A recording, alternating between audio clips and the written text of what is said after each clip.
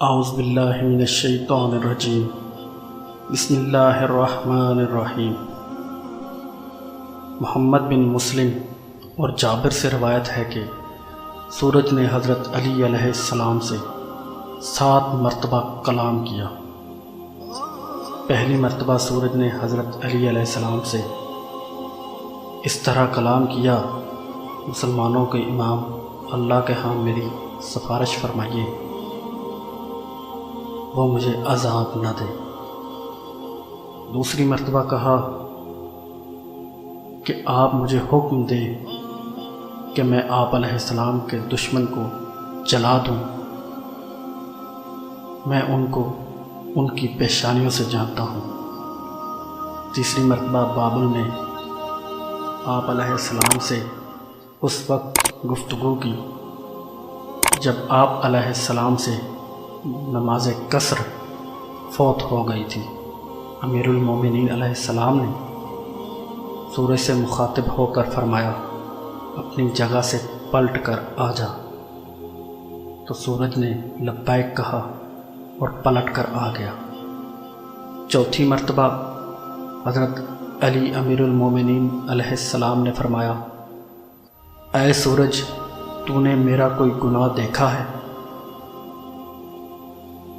خدا کے حکم سے سورج گویا ہوا اور عرض کی: میرے رب کی عزت کی قسم، اگر خدا آپ کی مانند تمام مخلوق کو پیدا فرماتا تو دوزخ کو پیدا نہ کرتا۔ پانچویں مرتبہ حضرت صلی اللہ علیہ وآلہ وسلم کی وفات کے بعد جب نماز کے بارے میں اختلاف ہو گیا تو لوگوں نے حضرت علی علیہ السلام کی مخالفت کی۔ اس وقت سورج نے کھلم کھلا کلام کیا اور سورج نے کہا تھا: حق علی کے لیے ہے، حق علی کے ہاتھ میں ہے اور حق آپ علیہ السلام کے ساتھ ہے۔ قریش و دیگر افراد نے ان باتوں کو سنا۔ چھٹی مرتبہ حضرت علی علیہ السلام نے سورج کو طلب فرمایا اور وہ آپ کے لیے آب حیات کا پانی لے کر ایک برتن میں حاضر ہوا اور آپ علیہ السلام نے اس پانی سے وضو کیا۔ آپ علیہ السلام نے دریافت فرمایا کہ تم کون ہو؟ سورج نے عرض کی: میں روشن سورج ہوں۔ 7ویں مرتبہ حضرت علی علیہ السلام کی شہادت کے وقت سورج حاضر ہوا، آپ نے سورج سے کلام کیا۔